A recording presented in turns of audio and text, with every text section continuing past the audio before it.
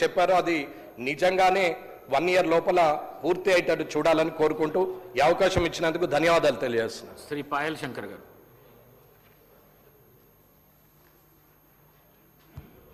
ధన్యవాదాలు అధ్యక్ష. ప్రతి విషయానికి తెలంగాణ రాష్ట్రం వస్తేనే అన్ని విషయాలు అన్ని సమస్యలు పరిష్కారం అవుతాయని గొప్పగా ఆలోచించడం. దానిలో భాగంగా కూడా పరిశ్రమల విషయంలో కూడా ఉపాధి విషయంలో కూడా దానికి తెలంగాణ రాష్ట్ర సాధననే ఏకైక ధ్యేయం అన్నాం. ఈరోజు తెలంగాణ రాష్ట్రం వచ్చింది 12 సంవత్సరాలు అయిపోయింది.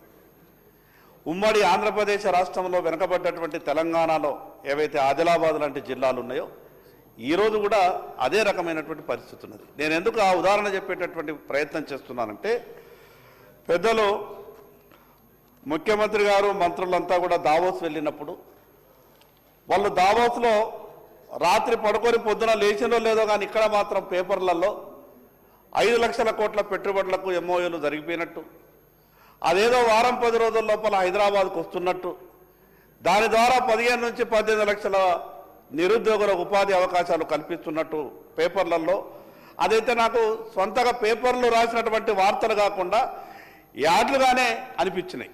సరే పర్వాలేదు, ఏదైనా కూడా లక్షల కోట్ల పెట్టుబడులు ఈ రాష్ట్రానికి వస్తే అంతకన్నా గొప్ప సంతోషం ఏం కావాలని అందరం కూడా ఆలోచించినాం అధ్యక్ష. ఈరోజు పెట్టుబడులు అనేటివి కేవలం రాష్ట్ర రాజధాని హైదరాబాద్కే వస్తాయి.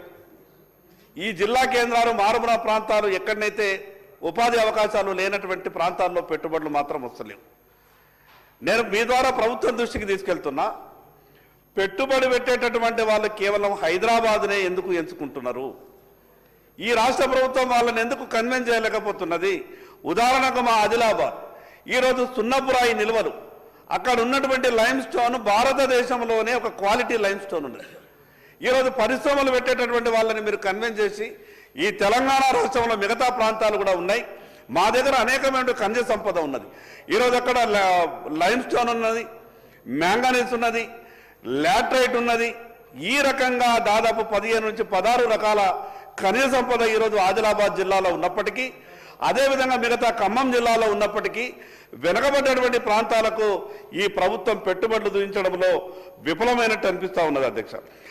ఇంకో విషయం, ఇప్పుడు ప్రోత్సాహకాలు ఏదైనా కానీ పెట్టుబడి పెట్టేటటువంటి వాళ్లకు ఏ రాష్ట్ర ప్రభుత్వం ఏ రకంగా వాళ్లకు ప్రోత్సాహమిస్తే ఆ రకంగా ఆ రాష్ట్ర ప్రభుత్వాలకు ఆకర్షితులై పెట్టుబడిదారులు అక్కడికి వెళ్తా ఉన్నారు. ఈ తెలంగాణ రాష్ట్రంలో 2014-15లో ఏవైతే పరిశ్రమలకు ప్రోత్సాహకాలు ఉంటాయో 2014-15లో ఇచ్చారు. దాని తర్వాత 2025-26 ఈ రోజు కూడా ఇప్పటికి కూడా ఇంకా మరి వాళ్ళకి ఇవ్వాల్సినటువంటి వాళ్ళకి ఇచ్చేటి ఏమో 1000 కోట్ల రూపాయలు ఉంటే బడ్జెట్లో 100 కోట్ల రూపాయలు మీరు కేటాయిస్తున్నారు. నేనేమంటున్నానంటే వాళ్ళు చేసే పని వాళ్ళు చేస్తలేరు, మనం చేసేటటువంటి మనం చేస్తలేము. మీ ద్వారా ప్రభుత్వానికి నేను విజ్ఞప్తి చేస్తా ఉన్నాను అధ్యక్ష. ప్రత్యేకంగా నా ఆదిలాబాద్కు సంబంధించిన సిమెంట్ ఫ్యాక్టరీని కేంద్ర ప్రభుత్వం రాష్ట్ర ప్రభుత్వానికి ఇవ్వడానికి సిద్ధంగా ఉన్నది. నేనేమంటే పెద్ద ఖర్చు లేదు. ఈరోజు కేంద్ర ప్రభుత్వం మీకే దాన్ని విడిచిపెట్టి మీరు ఏ రకంగా తిరిగి కేంద్ర ప్రభుత్వానికి డబ్బు కడతారో దాని ఒక వాల్యూ డిసైడ్ చేసి కేంద్ర ప్రభుత్వం ఆ రకమైనటువంటి వెసులుబాటు మనకి ఇవ్వడానికి సిద్ధంగా ఉన్నది. కాబట్టి ఆ యొక్క పరిశ్రమని రాష్ట్ర ప్రభుత్వం తీసుకుంటే అక్కడ పరిశ్రమ పునఃప్రారంభమైతే వెనకబడినటువంటి ఆదిలాబాద్లో వేలాది మందికి ఉపాధి అవకాశాలు దొరికేటటువంటి అవకాశం ఉంటుంది. ఇంకొక ప్రశ్న అధ్యక్ష, ఈ రాష్ట్రంలో పరిశ్రమలకు భూములు ఇవ్వడానికి ఈ తెలంగాణ రాష్ట్రంలో ఎన్ని భూములు ఉన్నాయి? అవి రాష్ట్ర రాజధానికి ఆనుకొని ఎన్నున్నాయి? జిల్లా కేంద్రాలలో ఎన్నున్నాయి? ఈ విషయం చెప్పవలసిందిగా మీ ద్వారా మంత్రి గారికి విజ్ఞప్తి చేస్తా ఉన్నాను అధ్యక్ష. అదేవిధంగా నా ఆదిలాబాద్లో ఒక ఐటీ టవర్ నిర్మాణంలో ఉన్నది. దాన్ని ఎప్పటి వరకు పూర్తి చేస్తారు?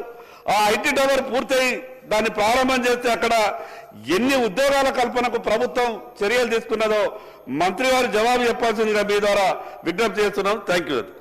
శ్రీ ధన్పాల్ సూర్యనారాయణ గారు. హరీష్ రావు గారు. స్పీకర్ సార్, ఆనాడు బీఆర్